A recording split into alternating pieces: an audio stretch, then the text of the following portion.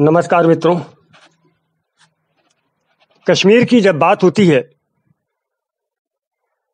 तो तीन शब्दों कश्मीरियत, जमहूरियत और इंसानियत की बात होती है।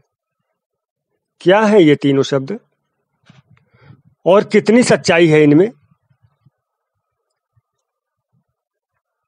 क्या कश्मीरियत वही है जो वहां इस्लाम आने के बाद स्थापित हुआ? कदापि नहीं।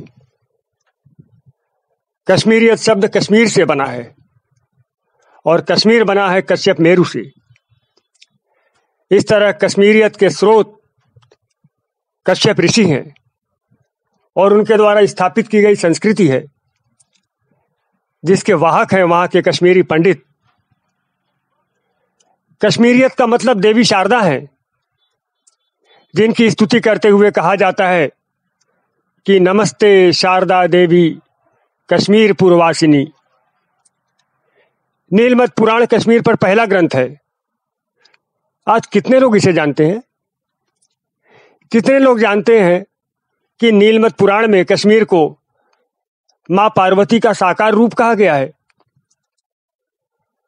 बात करते हैं कश्मीरियत की, पाखंड करते हैं।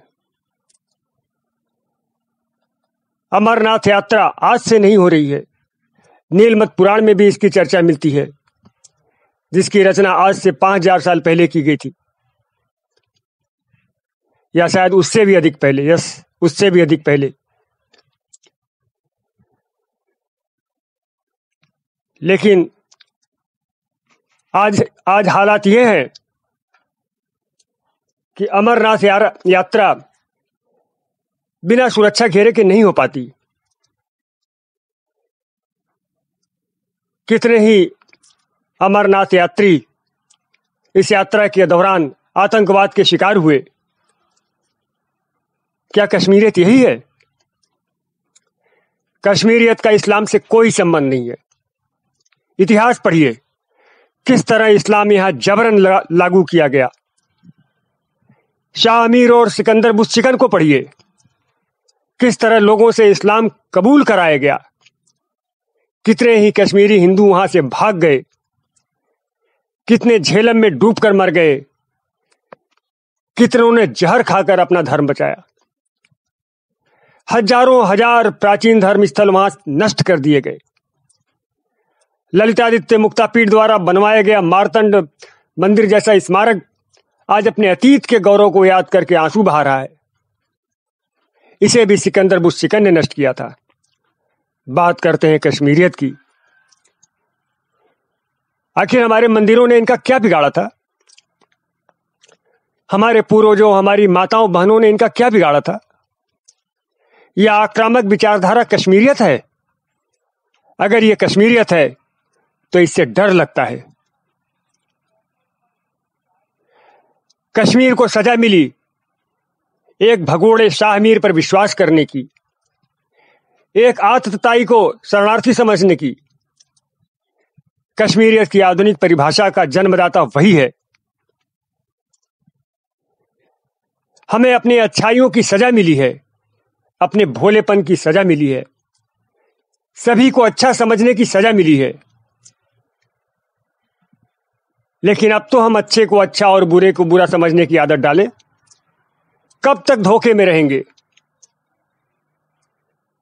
आज भी कश्मीरी मुसलमान अपने हिंदू सरनेम रखते हैं। क्यों? ये जो भट्ट सरनेम है वो क्या है? भट्ट का बिगड़ा हुआ रूप है। पंडित सरनेम आपको ढेरों मिल जाएंगे।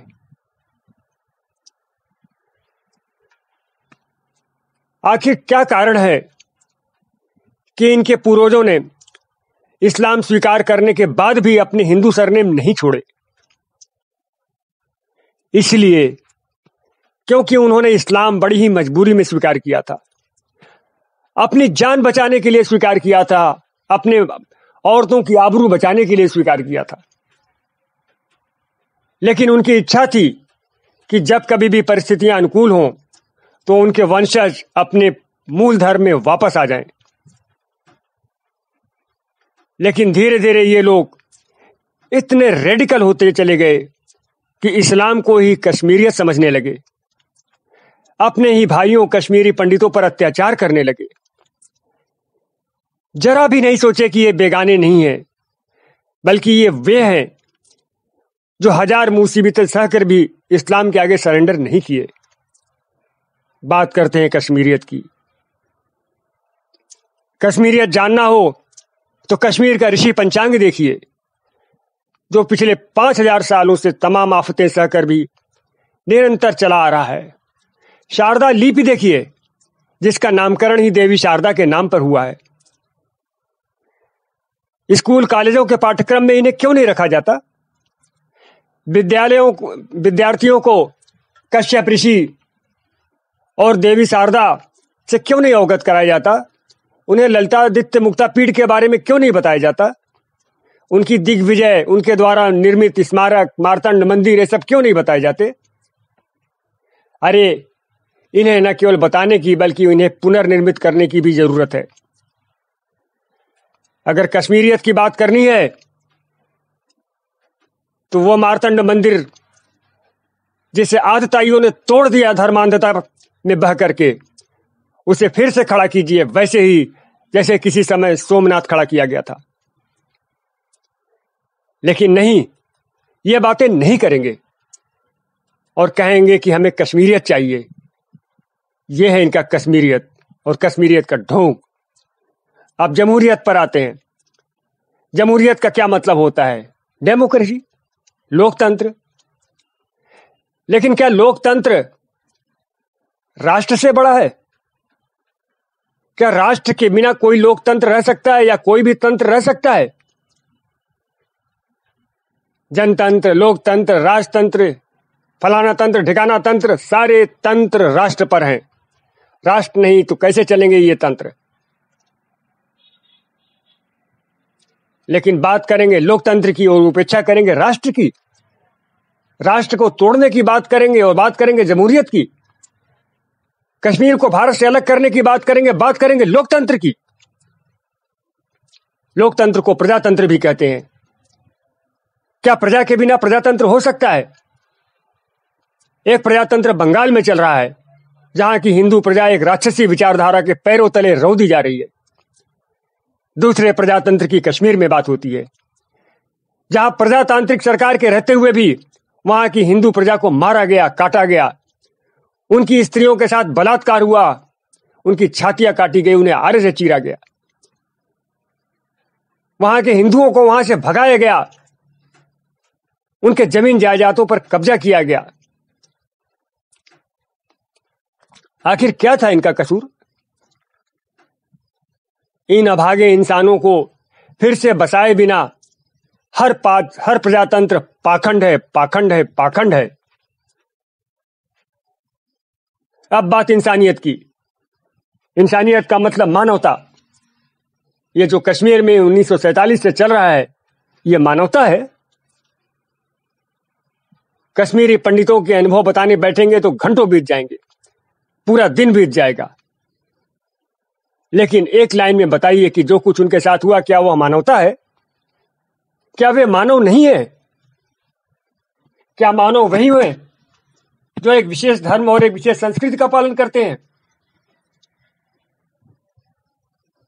उनके वापसी की बात जरूर कही जाती है, लेकिन केवल जीभ चलाकर। वास्तव में उनकी वापसी के मार्ग में रोड़े अटकाए जाते हैं। यह मानवता है? अरे मानवता वो होती है जो पूरी दुनिया के मानवों की चिंता करे, और ये तो अपने कश्मीरी भाइयों की चिंता नहीं कर पाए। बात करते हैं कश्मीरियत, जमहूरियत, इंसानियत। ये जुमले हैं, जुमले। ऐसे ही एक जुमला गंगा जमुनी तहजीब का भी चलता है, लेकिन नहीं, अब भारत जाग चुका है। अब ये पाखंड नहीं चलने वाले, अब ये जुमलेबाजी नहीं चलने वाली।